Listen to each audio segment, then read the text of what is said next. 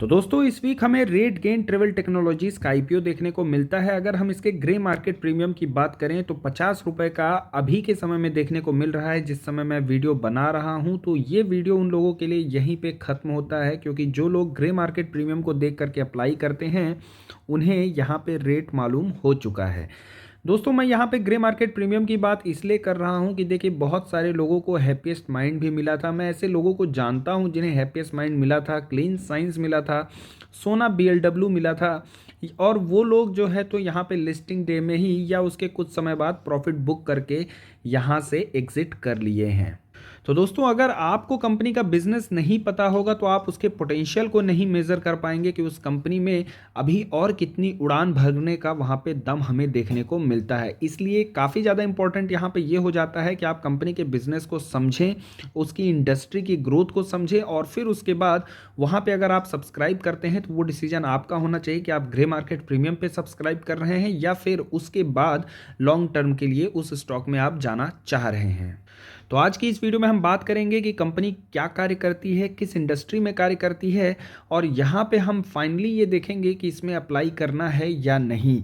लेकिन सबसे पहले अगर आप इस चैनल में पहली बार आए हुए हैं then subscribe the channel with bell icon.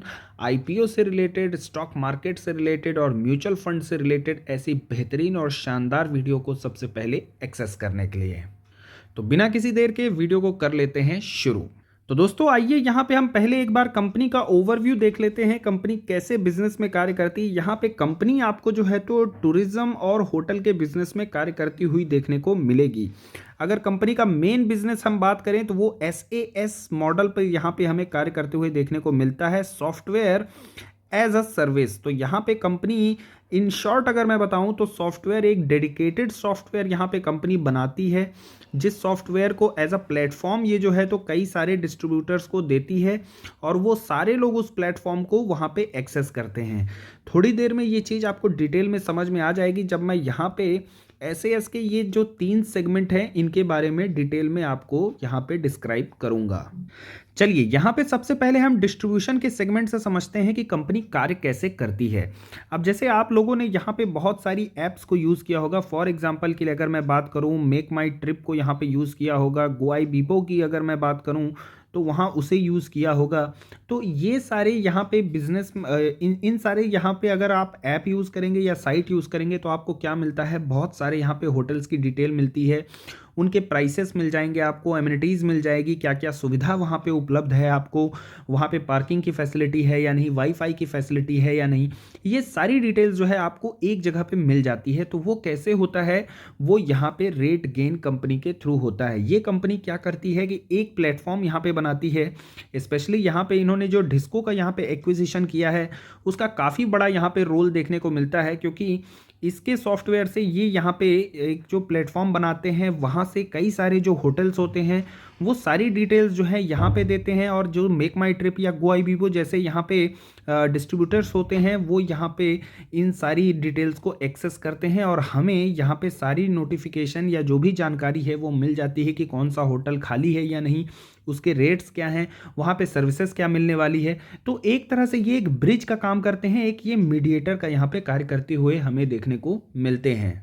दूसरा दोस्तों यहाँ पे आप देख सकते हैं इसका अगला सेगमेंट हमें डास देखने को मिलता है, डाटा एज अ सर्विस यहाँ पे। तो अब देखिए जैसे यहाँ पे इसके कई सारे प्रोडक्ट्स हैं, ferry gain, car gain, air gain. तो इनकी मदद से ये एक्चुअली क्या है कि यहाँ पे डाटा एनालिसिस का मेन कार्य रहता है। देखिए इस सेगमेंट में यहाँ पे और भी बहुत सारी कंपनीज आपको देखने को मिल जाएंगी बट फिलहाल हम इसके बारे में बात करते हैं कि इसका कार्य कैसे रहता है। तो ये क्या है, डाटा एनालिसिस करते हैं। फॉर एग्जाम्पल की बात करें, जैसे यहाँ पे ये तो होटल्स की बात हो गई, अगर हम फ्लाइट की बात करें तो फेस्टिव सीजन में वहाँ पे आप देखेंगे कि प्राइस काफ़ी ज़्यादा हमें डायनेमिक देखने को मिलते हैं फ्लाइट्स का। फिर वहाँ पे ये तो डेट्स की बात हो गई, कुछ पीक टाइम होते हैं वहाँ पे हमें रेट्स काफ़ी ज़्यादा डायनेमिक देखने को मिलेंगे। अब जैसे आप देखेंगे रात की अगर फ्लाइट की बुकिंग देखी जाए 2 बजे रात, 3 बजे रात, 4 बजे रात वाली फ़्लाइट, तो उनके रेट्स हमें काफ़ी कम देखने को मिलते हैं। वहीं अगर पीक टाइम की अगर हम बात करें मॉर्निंग में 8-9 के आसपास की फ़्लाइट अगर आप चाहते हैं तो उनके रेट्स आपको थोड़े से ज़्यादा देखने को मिलेंगे। तो ये सारी जो डाटा एनालिसिस है कि कब वहाँ पे आपको क्राउड देखने को मिलेगा, कब ट्रैफिक ज़्यादा देखने को मिलेगा और उसके बेसिस पे वहाँ पे फेयर्स को काफ़ी ज़्यादा डायनेमिक किया जाता है, ये सारा काम यहाँ पे इस सेगमेंट में हमें देखने को मिलता है। चलिए अब यहाँ पे हम इसके अगले सेगमेंट की बात करें, जिसके लिए यहाँ पे बीसीबी का यहाँ पे कंपनी ने एक्विजिशन किया है। इसका फ़ायदा ये यहाँ पे देखने को मिलता है कि कंपनी यहाँ पे एक तरह से सोशल प्लेटफॉर्मिंग में यहाँ पे जो सब्सक्राइबर्स होते हैं या जो यूज़र्स होते हैं उनको टारगेट करते हुए हमें देखने को मिलती है। फॉर एग्जांपल की हम बात करें, जैसे कोई भी कंपनी का ऑफिशियल यहाँ पे आपका जो भी पेजेस होते हैं सोशल मीडिया में, वहाँ पे अगर आप कमेंट करते हैं तो आपको तुरंत एक वहाँ पे कंप्यूटर जनरेटेड आपको मैसेज देखने को मिलता है। या फिर इसके अलावा आप कुछ भी वहाँ पे अपना जो भी रिग्रेट है वो अगर आप वहाँ पे मैसेज में डालते हैं तो तुरंत आपको कंप्यूटर जनरेटेड एक मैसेज देखने को मिलेगा कि आप जो भी अपनी ग्रीवेंसेस हैं उसको आप डिटेल में आप हमें मैसेज कर दीजिए। तो वहाँ पे वो क्या करते हैं कि आप जो भी ग्रीवेंसेस उनको मैसेज करते हैं तो ये कंपनी उस मैसेज को डायरेक्ट, चाहे आप सपोज करिए इंडिगो से रिलेटेड ग्रीवेंसेस हैं आपके या फिर किसी होटल से रिलेटेड ग्रीवेंसेस हैं, तो ये कंपनी उस ग्रीवेंस को कैरी फॉरवर्ड जो है आगे इंडिगो या फिर वहाँ पे होटल से जो भी पर्टिकुलर रिलेटेड है तो उनको वहाँ पे फॉरवर्ड करती है। तो इस तरीके से ये सोशल मीडिया में भी एक यहाँ पे ब्रिज का कार्य करते हैं, जहाँ पे बीसीवी का जो प्रोडक्ट है वो काफ़ी ज़्यादा इनके लिए यूज़फुल रहा है। चलिए अब यहाँ पे अगर हम बात करें रेवेन्यू मॉडल की इन सारे सेगमेंट में, तो आप देख सकते हैं यहाँ पे कि अगर हम इस सेगमेंट की बात करें तो यहाँ सब्सक्रिप्शन मॉडल हमें देखने को मिलता है। जैसे वो जो सोशल मीडिया में जो भी इंटरेक्शन हमें देखने को मिलता है टारगेटेड सब्सक्राइबर के थ्रू, हमें यहाँ पे जो भी कम्युनिकेशन देखने को मिलता है वो जस्ट एक सब्सक्रिप्शन मॉडल वहाँ पे होता है। वन टाइम पेमेंट होती है वहाँ पे। और ये जो है तो आप देखेंगे कि यहाँ पे कंपनी जो है तो ये प्रोडक्ट को जब सब्सक्राइब करती है तो उसके लिए वो वहाँ पे पेमेंट करती है। ये एक तरह से आप यूँ समझ सकते हैं कि ये इनका एक फिक्स्ड कॉस्ट होता है, माफ़ कीजिएगा, फिक्स्ड कॉस्ट हमें देखने को मिलता है। वहीं अगर हम इस सेगमेंट की अगर हम बात करें डिस्ट्रीब्यूशन सेगमेंट की, तो यहाँ पे आपको जो है तो सब्सक्रिप्शन मॉडल के साथ साथ ट्रांजैक्शन मॉडल भी देखने को मिलता है। यानी कि यहाँ पे आपका जो फिक्स्ड कॉस्ट है वो तो यही हो गया कि जैसे मेक माई ट्रिप को जो भी आपने वहाँ पे डाटा जो भी प्रोवाइड किया कि उनको कौन सी होटल्स वहाँ पे कितनी वैकेंट है, रूम्स की क्या फैसिलिटीज़ है, क्या एमिनिटीज़ मिल रही हैं, ये सारी चीज़ें तो फिक्स कॉस्ट में सब्सक्रिप्शन मॉडल में चली जाती हैं। लेकिन जब वहाँ पे कोई मान लीजिए कि कोई एक करके कोई भी आदमी है, कोई पर्सन है, उन्होंने जब वहाँ पे मेक माई ट्रिप के थ्रू वहाँ पे बुकिंग करते हैं तो वहाँ पे जो वो बुकिंग चूंकि किए हैं तो उसका जो उसमें भी क्या है कि एक ट्रांजैक्शन मॉडल रहता है। उस बुकिंग में भी कुछ पार्ट जो है एज अ रेवेन्यू यहाँ पे इनको देखने को मिलता है। तो ये एक तरह से आपका हो जाता है वेरिएबल कॉस्ट।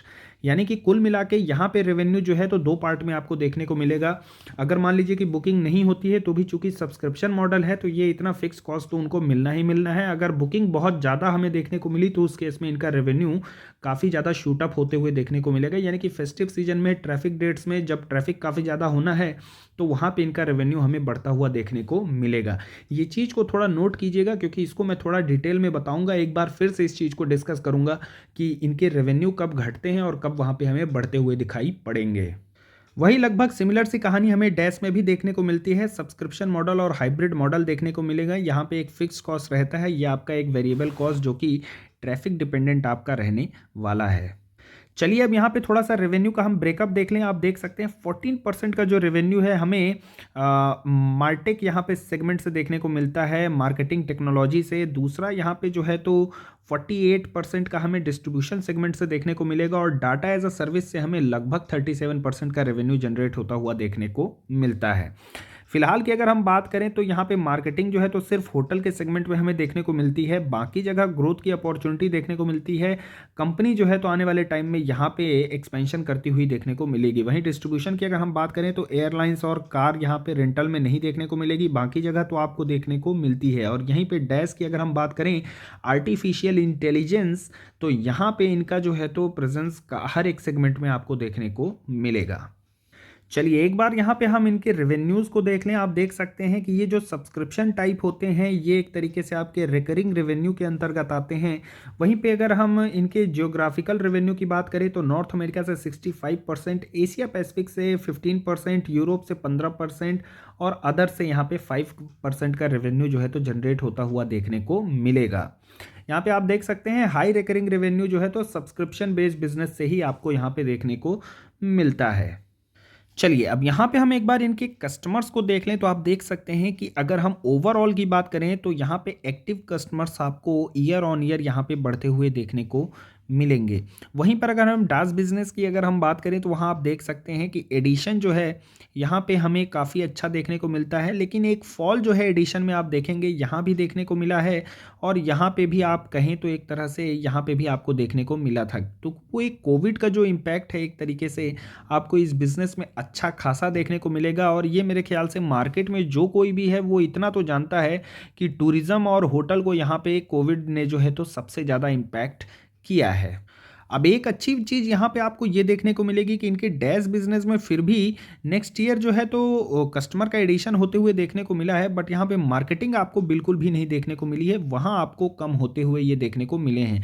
तो देखिए, जब ये टूरिज़्म के बिज़नेस होते ही नहीं है तो वहाँ मार्केटिंग का तो कोई सवाल ही नहीं पैदा होता है और यही रीज़न है कि इस सेगमेंट में यहाँ पे इनके जो कस्टमर हैं वो बढ़ने की बजाय यहाँ पे आपको घटते हुए दिखाई दिए हैं। बट वापस से जब यहाँ पे आपको कोविड में रिकवरी देखने को मिली तो अगेन ये नंबर्स फिर से आपको जंप होते हुए देखने को मिले हैं और यहाँ पे आप देख सकते हैं कि जो रेवेन्यू रिटेंशन रेट है वो किस तरीके से ईयर ऑन ईयर, चूँकि यहाँ पे थोड़ा सा एक डिप आया था बट स्टिल हमें एक राइजिंग ट्रेंड में यहाँ पे देखने को मिलता है। चलिए, एक बार अब यहाँ पे इंडस्ट्री की हम यहाँ पे ग्रोथ का देख लें तो आप देख सकते हैं कि 24% CAGR से यहाँ पे हमें इंडस्ट्री में ग्रोथ जो है तो आने वाले टाइम में देखने को मिल सकती है। ये कोविड का एक टाइम था जहाँ एक फॉल देखने को मिला, बट चूंकि इस फॉल के बाद आप देखेंगे तो ये ग्रोथ आपको यहाँ पे कुछ ज़्यादा ही देखने को मिल सकती है। चलिए, तो यहाँ पे अगर आप अलग अलग बिजनेस को देखेंगे, हॉस्पिटैलिटी हो गया, कार रेंटल हो गया, क्रूज हॉलिडे पर्क्स, तो यहाँ पे आपको अलग अलग तरीके से यहाँ पे CAGR जो है तो ग्रो करते हुए देखने को मिलेंगे। ओवरऑल अगर हम बात करें तो आपको लगभग 18% के हिसाब से यहाँ पे ओवरऑल इंडस्ट्री में जो है तो CAGR एक्सपेक्टेड देखने को मिल सकता है। चलिए, अब एक बार हम फाइनेंशियल्स को देख लें तो आप देखेंगे अगर हम ग्रॉस रेवेन्यू की बात करें तो यहाँ पे कंपनी के ग्रॉस रेवेन्यू में ग्रोथ देखने को मिला था, बट यहाँ पे ये जो टाइम था वो एक कोविड का फॉल हमें देखने को मिला और इसकी वजह से यहाँ पे रेवेन्यू हमें थोड़े से घटते हुए दिखाई दिए थे। अगेन यहाँ पे सेकेंड वेव का एक थोड़ा सा और इम्पैक्ट आपको यहाँ पे देखने को मिलेगा, बट स्टिल अगर 5 मंथ्स की बात करें तो हमें ठीक ठाक से यहाँ पे इनके रेवेन्यू में ग्रोथ देखने को मिलता है। एबिटा आप देखेंगे कि यहाँ पे आपको ऑलमोस्ट यहाँ पे पॉजिटिव देखने को मिलेंगे और वहीं पर अगर हम एबिट की बात करें तो यहाँ पे डिमोर्टाइजेशन और डिप्रिशिएशन और एमोर्टाइजेशन के बाद यहाँ पे एबिट जो है हमें एक तरीके से आपको यहाँ पे फॉल देखने को मिल सकता है। दोस्तों, फंडामेंटल एनालिसिस के यहाँ पे कई सारे कीवर्ड्स होते हैं, एबिटा वगैरह हो गए, यहाँ पे ऑपरेटिंग प्रॉफिट मार्जिन हो गए, तो ये सारी चीज़ें जो है मैंने यहाँ पे एक प्लेलिस्ट बना के रखी है, अंडरस्टैंडिंग ऑफ स्टॉक मार्केट, तो आप वहाँ पे जाके उस चीज़ को एक्सेस कर सकते हैं। काफ़ी डिटेल में मैंने वहाँ पे चीज़ों को एक्सप्लेन किया हुआ है जिससे आपको यहाँ पे सारी जो कीवर्ड्स हैं उनके क्या मतलब होते हैं वो समझने में आसानी होगी। चलिए, कमिंग टू द पॉइंट, अगर हम बात करें यहाँ पे आप प्रॉफिट देखेंगे, प्रॉफिट यहाँ पे आपको घटते हुए से दिखाई पड़ रहे हैं। देखिए, मैंने वहाँ पे थोड़ी देर पहले जब चीज़ों को एक्सप्लेन किया था तो आपको बताया था कि BCV का कंपनी ने वहाँ पे एक्विजिशन किया था। वहीं पर अगर हम यहाँ पे अगर उसके दूसरे सेगमेंट जो होते हैं डिस्ट्रीब्यूशन उनकी बात करें तो हमें डिस्को का भी वहाँ पे एक्विजिशन कंपनी करती हुई देखने को मिली है। तो इस तरीके से कंपनी जो है तो एक्सपेंशन में इस समय पर काफ़ी ज़्यादा फोकस कर रही है, जिसकी वजह से आपको यहाँ पे चूँकि गुडविल्स होने के कारण काफ़ी ज़्यादा आपको यहाँ पे प्रॉफिट में काफ़ी पॉजिटिव नंबर नहीं देखने को मिल रहे हैं। बट चूँकि अगर रियल यहाँ पे वैल्यू आपको देखनी है तो मेरे हिसाब से एबिटा जो है तो वो ये बता रहा है कि कंपनी ऑपरेशनल एक्टिविटी से प्रॉफिट करती हुई हमें देखने को मिलती है। आईपीओ की अब अगर हम डिटेल में बात करें तो यहाँ पे ओपनिंग जो है तो 7 दिसंबर को देखने को मिलेगी, यानी आज से इसकी क्लोजिंग जो है तो 9 दिसंबर को हमें देखने को मिलती है। Registrar Kotak Mahindra capital, Nomura देखने को मिलेंगे, आईएफएल सिक्योरिटीज़ यहाँ पे देखने को मिलते हैं। इशू साइज़ की अगर बात करें तो 1200 करोड़ का है, 1300 करोड़ का है, कट ऑफ प्राइस पे डिपेंड करेगा। आप यहाँ पे कट ऑफ प्राइस जो है तो देख सकते हैं 405 से 425 का होने वाला है। अगर आप अप्लाई करते हैं तो 425 में ही आपको यहाँ पे अप्लाई करना होगा, क्योंकि सब्सक्रिप्शन यहाँ पे इसके बढ़ने के मुझे चांसेस जो है तो देखने को मिल रहे हैं।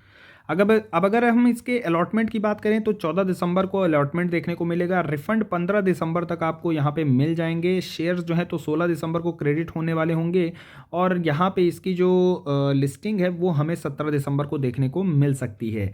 QIB 75% है, चूँकि कंपनी लॉस में है इस वजह से रिटेलर का कोटा काफ़ी ज़्यादा आपको देखने को नहीं मिलेगा, 10% ही यहाँ पे देखने को मिलता है। प्रोमोटर पब्लिक की होल्डिंग की यहाँ पे बात करें तो प्रोमोटर की होल्डिंग जो है तो 65% है, बट वहाँ पे लिस्टिंग के बाद इनकी होल्डिंग हमें 55% देखने को मिलेगी। पब्लिक में भी कुछ लोगों की यहाँ पे जो है तो थोड़ी बहुत स्टेक्स कम होते हुए देखने को मिलेंगे। और अदर्स की बात करें तो यहाँ पे अदर्स यानी हम जो है तो उनके स्टेक्स बढ़ते हुए आपको देखने को मिल सकते हैं। चलिए अब बात करते हैं इसमें कि अप्लाई करना है या नहीं। तो मेरे हिसाब से जो लोग सिर्फ एक आईपीओ में पैसा लगा सकते हैं तो उनको मेरे हिसाब से यहाँ पे सीई इन्फो का एक आईपीओ आने वाला है, जल्द ही आने वाला है। तो उसके लिए आप चाहें तो वहाँ पे पैसे सेव कर सकते हैं, उस पर आप चाहें तो लगा सकते हैं। उसके ग्रे मार्केट प्रीमियम की बात करें तो 80% देखने को मिलता है। कंपनी हमें प्रॉफिटेबल देखने को मिलती है। बिजनेस मुझे काफ़ी अच्छे इनके पसंद आ रहे हैं जिस बिजनेस में कंपनी कार्य करती है। और वहाँ रिटेलर का जो कोटा है वो 35% आपको देखने को मिल सकता है। तो आप चाहें तो पैसे जो है तो इसके लिए बचा के रख सकते हैं। बाकी अगर आपके पास पैसे इनफ है, कई सारे आईपीओ में आप लगा सकते हैं, कई सारे लॉट लगा सकते हैं। तो आप डिस्क्रिप्शन में मेरे टेलीग्राम चैनल का लिंक दिया हुआ है, आप चाहें तो उसको ज्वाइन कर सकते हैं। क्योंकि यहाँ पे एक बार एचएनआई की कॉस्ट देखनी होगी कि किस तरीके से निकल के आ रही है। चूँकि बिजनेस जो है तो यहाँ पे कंपनी जो है तो ऑल्दो इंडिया में काफ़ी ज़्यादा यहाँ पे देखने को अच्छा मिल रहा है, ज़्यादा कॉम्पिटिशन यहाँ पे इंडिया में तो नहीं है, बट ग्लोबली अगर देखा जाए तो इसके काफ़ी सारे हमें कॉम्पिटिटर जो है तो देखने को मिल रहे हैं। तो मेरे हिसाब से लॉन्ग टर्म के लिए मैं सजेस्ट नहीं करने वाला हूँ इसको, मीडियम टर्म के लिए भी नहीं करूँगा। अगर आप लिस्टिंग गेन के लिए जाना चाहते हैं तो वो थोड़ा सा वेरी करेगा, एचएनआई कॉस्ट पर डिपेंड करेगा, देखना पड़ेगा कहाँ पे निकल के आ रही है। और सारी डिटेल जो है तो वहाँ पे मैं टेलीग्राम चैनल में अपडेट करता रहूँगा, तो आप चाहें तो उसे भी ज्वाइन कर सकते हैं। दूसरे दिन मोस्ट प्रोबेबली एंड में मैं वहाँ पर आपको बता दूंगा कि इसमें अप्लाई करना है या नहीं for the listing gain only. तो आज की वीडियो में दोस्तों बस इतना ही। इन्हीं शब्दों के साथ मैं यहाँ पे इस वीडियो को अंत करना चाहूँगा। अगर वीडियो आपको पसंद आया हो, कंटेंट पसंद आया हो तो वीडियो को एक लाइक कीजिए, चैनल को जरूर सब्सक्राइब कीजिए। क्योंकि आपका हर एक सब्सक्रिप्शन मुझे इस तरीके का क्वालिटी कंटेंट आपके साथ शेयर करने के लिए मोटिवेट करता रहता है। वीडियो को अंत तक देखने के लिए बहुत बहुत धन्यवाद। Thank you very much.